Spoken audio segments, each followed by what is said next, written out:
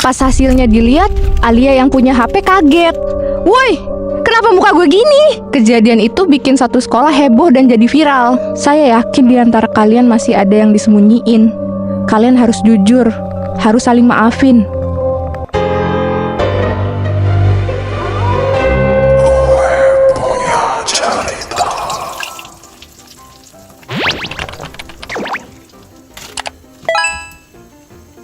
Peringatan, animasi ini dibuat dengan tujuan sharing pengalaman pribadi sang pengirim cerita. Dimohon untuk menghargai cerita tanpa menyudutkan beberapa pihak. Selamat menonton. Hai, kenalin, gue Dinda. Gue nggak pernah percaya sama cerita horor. Buat gue, semua cerita hantu itu cuma drama, biar sekolah makin punya branding serem. Tapi semua itu berubah di tahun 2024. Pas gue kelas 11 di sebuah SMK swasta di Depok. Tepatnya saat kita lagi sibuk sidang PKL. Jadi, setelah PKL 2 bulan, kita wajib bikin laporan. Terus, sidang buat presentasi. Nah, waktu itu, kelas 12 sudah lulus. Kelas 10 ada di lantai bawah. Dan kelas 11 yang sidang ada di lantai atas. Karena tiap kelas dapat jadwal sidang beda, suasana sekolah jadi sepi banget. Jadi kalau sidang tuh, kita ngikut urutan absen aja, biar nggak berantakan, dan absen gue masuk di urutan awal, di urutan ketiga. Pasti udah harus lebih siap daripada absen yang belakangan kan? FYI, gue tuh punya circle berempat. Ada gue, Alia, Jingga, dan Adel.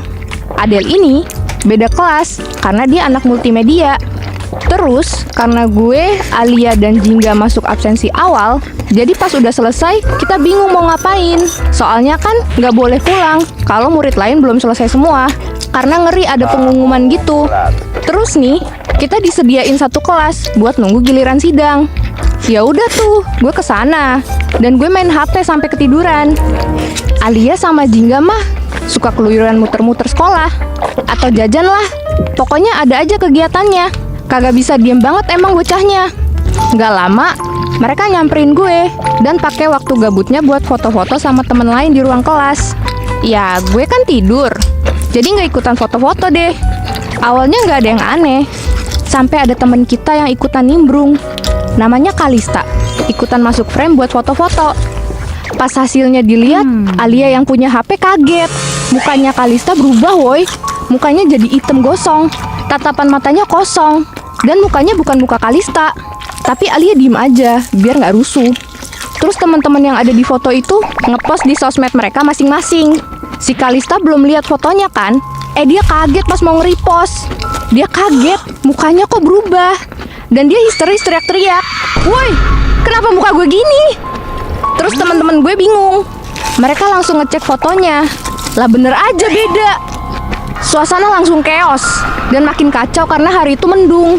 Hujan gerimis, hawanya dingin. Dan ruang tunggu kita itu letaknya paling pojok, deket pohon duren tua yang gede banget. Jujur, kelas itu emang beda hawanya. Dari awal masuk aja udah kerasa pengap yang beda dari kelas yang lain. Ditambah, akses ke kelas itu harus lewat lorong kecil. Perfect banget lah buat cerita horor. Ya udah deh, semua pada keluar dari kelas itu. Di tengah panik, ada satu teman kita, sebut aja Ana. Di saat yang lain pada nangis ketakutan, si Ana ini malah kelihatan tenang banget. Dia malah beresin ruang kelas itu dong. Nyapu, bersihin sampah, rapihin kursi-kursi yang berantakan. Katanya sih biar meminimalisir energi jahat dan biar nggak marah kalau ada sosok penghuni di situ.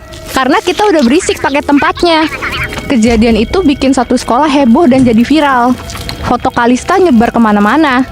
Bahkan ada salah satu guru kita nangis pas lihat itu. Karena katanya, saya juga pernah lihat sosok ini di dalam mobil kepala sekolah. Seakan-akan sosok itu kayak nebeng. Aih, merinding banget dengernya. 1 tahun berlalu sampai kita kelas 12. Ada aja hal-hal mistis dan teror yang kita alami. Awalnya ada suara ke kita pas gue sama Alia mau ke kamar mandi. Terus kita nemuin pembalut yang masih ada darahnya di depan pintu. Terus pembalut itu juga ada di atas wastafel dan ada di dalam gayung kamar mandi guru. Suara air tiba-tiba nyala sendiri, padahal nggak ada orang lain selain kita. Tiba-tiba Alia dicipratin air dari atas. Udah tuh, makin gak bener gangguannya. langsung kita ngibrit keluar. Ada yang telepon Alia. Pas diangkat suaranya halus banget, pelan kayak bisikan, kayak bukan orang. Terus gue ke dalam kelas, tapi si Alia masih angkat telepon tuh, gak lihat gue masuk ke kelas. Lebih gongnya lagi, Alia lihat gue ada di tengah lapangan. Sama dia langsung disamperin dan ditegur. Sosok itu menghilang. Dia langsung ngibrit ke dalam kelas. Gila, gangguan itu dari sosok yang mulai berubah jadi wujud manusia. Dan kejadian ini bukan sekali dua kali. Dan hampir semua orang yang ada di ruangan sidang itu ngalamin kejadian ini. Terus nih, sebelum kejadian mistis ini, Alia ngalamin hal horor di kamar mandi. Dia dengar ada orang nangis dengan suara air mengalir dari keran. Dipanggil-panggil tuh sama Alia, tapi nggak nyaut-nyaut. Sampai Alia manggil teteh kantin biar ada saksi gitu. Suara tangisannya masih ada, tapi dipanggil-panggil tetap nggak jawab. Sampai suara tangisan dan suara air hilang gitu aja. Tapi herannya, pintu masih dikunci anjir. Sampai akhirnya ada kakak kelas cowok yang mau ke kantin. Alia sama teteh kantin minta tolong buat naik dan lihat ada siapa di dalam. Soalnya kan takut orang itu kenapa-napa. Pas kakak itu udah naik, gilanya di dalam gak ada siapa-siapa, Cok. Terus itu suara siapa dong? Terus nih, pernah juga pohon duren itu ditebang, tapi cuma dirapiin aja rantingnya yang ngalangin ke jalan, biar gak berantakan dan gak dipotong habis gitu. Pas dirapihin gitu, anak kelas lain yang kelasnya kemarin dipakai buat nunggu sidang, ada yang kesurupan.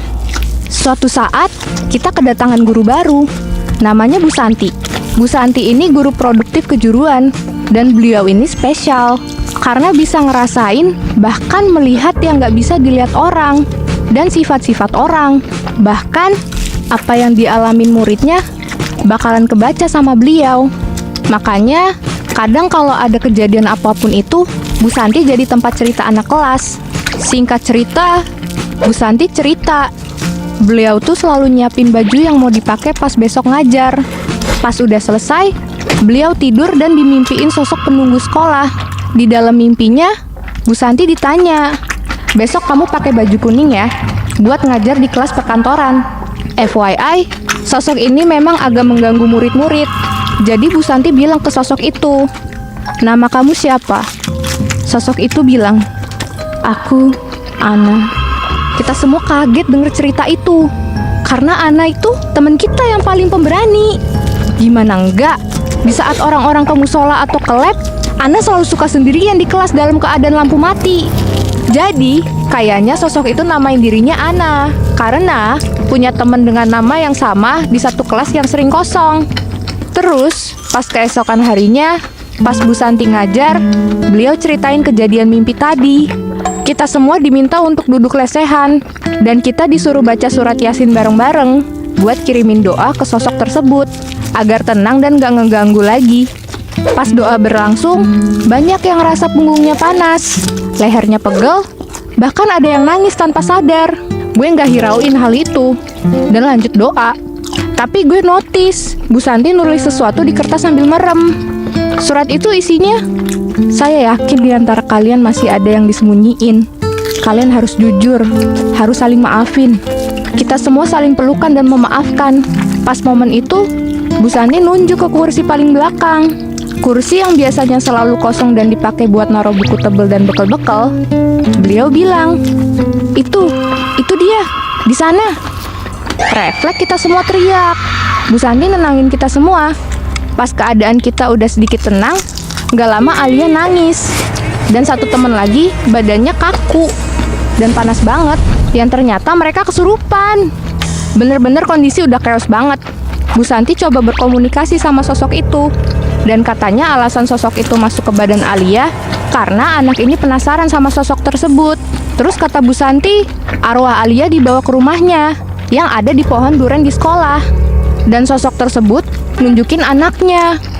Alhasil, butuh waktu lumayan lama sampai suasana normal. Dan Bu Santi berhasil bikin keadaan kedua teman gue ini seperti semula lagi. Bu Santi bilang, kalau sosok itu nggak jahat, dia cuma kesepian.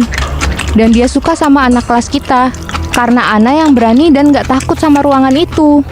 Sejak kejadian itu, Bu Santi berpesan sama kita semua untuk selalu jaga ucapan, kebersihan, dan berbaik sangka kepada siapapun. Sosok itu sebenarnya baik. Dia datang karena kita katanya suka saling bermuka dua, alias benci di belakang, manis di depan, dan sosok itu senang sama manusia yang punya sifat kayak gitu. Karena 11-12 sama sifat setan. Jadi, jangan pernah punya sifat kayak gitu ya guys ya. Selesai dari kejadian itu, kita semua bersih-bersih kelas. Dan kita keluarin kursi-kursi yang gak kepake, biar gak ada yang ngisi selain anak kelas. Kita bahkan ngerubah layout kelas, jadi letter U, biar gak ada yang duduk saling membelakangi. Bu Santi cerita, pas pulang ngajar di hari itu, beliau didatangi sosok tersebut lewat mimpi. Di dalam mimpi, sosok tersebut ngucapin terima kasih, karena udah ngirimin doa buat dia. Lalu, sosok itu perlahan menghilang. Dari semua kejadian itu, gue belajar untuk selalu jaga kebersihan dan perilaku lu dimanapun. Terlebih lagi, sikap kita dalam memanusiakan orang lain. Jangan sampai ada dendam yang gak berbalaskan. Jangan sampai ada dendam yang gak beralasan. Karena rasa iri dengki tempatnya bukan di hati, tapi di tong sampah. Biar dibuang dan gak meracuni diri. Sampai di sini akhir cerita gue. Sampai jumpa di video gue punya cerita selanjutnya ya. Dah.